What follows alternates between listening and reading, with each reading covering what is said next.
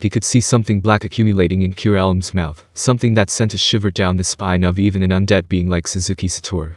It was something so overwhelming that his biological instincts, though he was undead, were responding to it.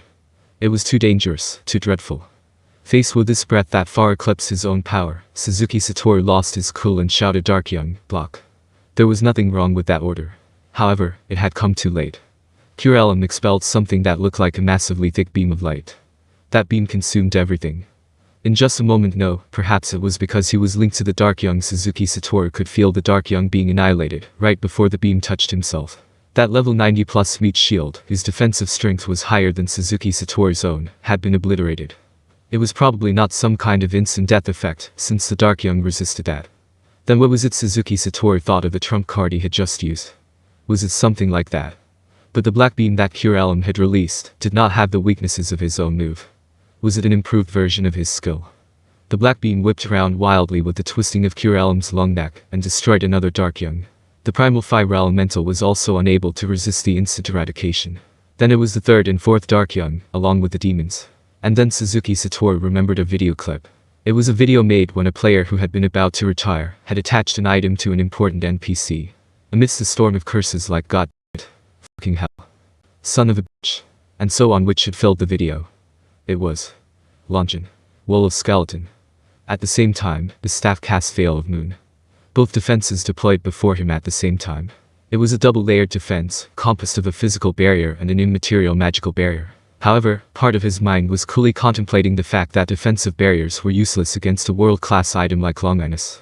In fact, the black beam had easily pierced the barriers as though they were not there and swallowed up everything.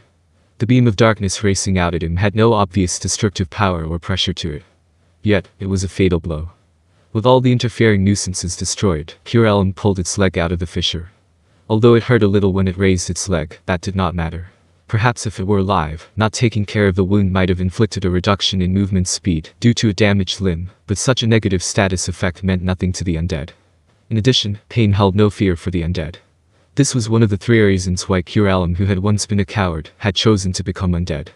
Elim glared hatefully in front of itself with its crimson eyes at the world that had been transformed into a desert that was utterly set apart from the living, and within it, a wall of bones and a shimmering, multicolored wall, which looked like a curtain of thin cloth. Its keen draconic senses spoke to it. The one who had polluted the world was still there. As though they were waiting for Elim to realize that, the two walls vanished as though they had melted away into the air. The magic caster who had driven Elim to his wit's end stood calmly in front of it. Beside it was a floating staff. While it had no reason to doubt its own senses, its opposition had not been hurt in any way. Walls like those could not stop the soulbreaker breath. That being the case, how had its opponent done this? Perhaps he had teleported out of its range, while Elim's line of sight had been obscured. The world-separating wall it had opened would simply interfered with teleportation through it. Teleportation was possible as long as the start and end points were both inside the barrier. He could have simply teleported to the edge of the barrier, and then walked right through the barrier itself. In that case, had he evaded the beam in that way? The answer was no. It was impossible to avoid it that way. In that case, there was only one other way to stop that attack. Wild magic. Elim's face twisted in utter hatred. The fact that it was undead was the only reason it could control its powerful emotions. However, the raging passions inside it could not accept that fact.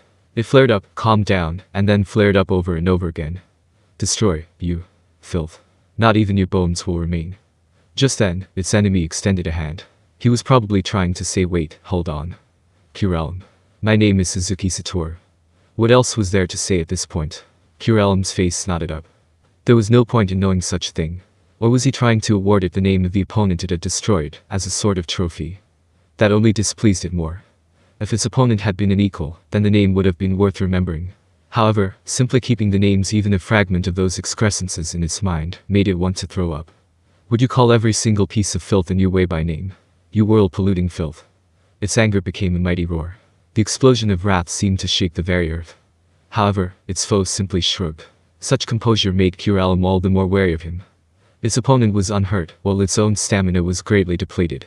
Was that why he could be so calm? Or was he laying some sort of trap? Shall we make a deal now? Elim was taken aback by those words. For a moment, he could not parse their meaning. What are you saying? We've come all this way and yet you still. My aim was not to destroy you. Actually, I simply came here to investigate what was going on here, if there was a way to dispel your undead conversion spell. Do you know? The surrounding countries have promised a huge reward for it, you know. They could not be sure if this was the truth. However, it was possible that those contaminated rabble were trying to do something about the result of Elim's magic. However, that only made Elim even angrier. Challenging it for such an utterly pointless motive as money was incredibly infuriating. Elim glared silently at its enemy. Several seconds, no, almost a minute had gone by. Its opponent had probably sensed that Elim did not want to speak, and so it continued talking. Money is very important, and it would be wonderful if I could obtain it without having to kill you, because exterminating you would be a source of additional income.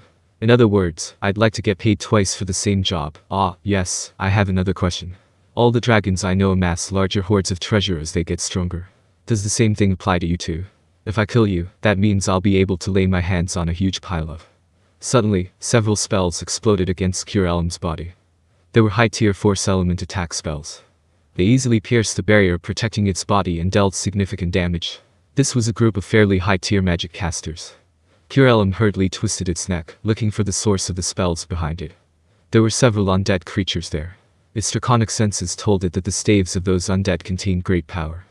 And dangling from the necks of those undead was Elim turned to stare at its enemy. Didn't we agree that it would be one-on-one? The demons, those black monsters, and that staff. Elim had nothing to say about those. Anything you could summon by your own power was part of your own strength. After all, Elim had amassed 1,200,000 zombies. However, this was different. Bringing backup was not covered under a one-on-one battle. Surely anyone would feel like Elim did, no matter how they tried to look at it. However, its enemy shrugged lightly and nonchalantly replied, "Ha. We're trying to kill each other, aren't we? Why do I have to obey such a rule? Anything goes as long as you win. As long as you win." Its mind went white for a moment. You bastard. Elim broke into a sprint. But it was not headed for its enemy. Rather, it was headed behind, at the undead who had cast spells at its back. It was easy to tell who was easier to eliminate. Reducing the number of distractions was essential. You despicable scum. That dialogue had only been intended to buy time for his reinforcements to show up.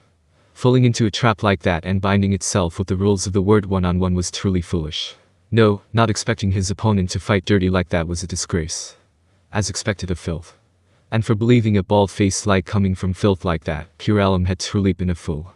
Though it was undead, it held on to its rage, and Elim rushed at the band of undead, with what was probably its greatest speed to date. Several high-tier spells flew at it from straight ahead, wearing down at Elim's health. And then behind it was the high-tier magic of the Dragon Emperor's filth. It was a vile spell, with overwhelming power that could rip its body asunder with 3 invisible slashes. However, it understood that the spells from the undead band would destroy it before it could annihilate the first enemy, so it had no choice but to ignore the spell.